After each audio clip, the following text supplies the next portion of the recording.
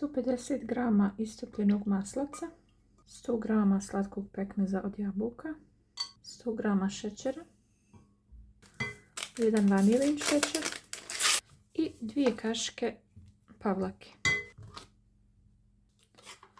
Sada sve sjedinite u jednu ovako punu kašičicu praška za pecivo.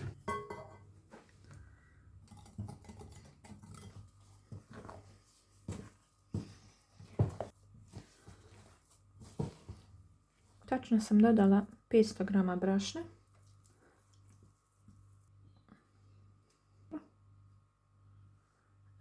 Izgleda fino.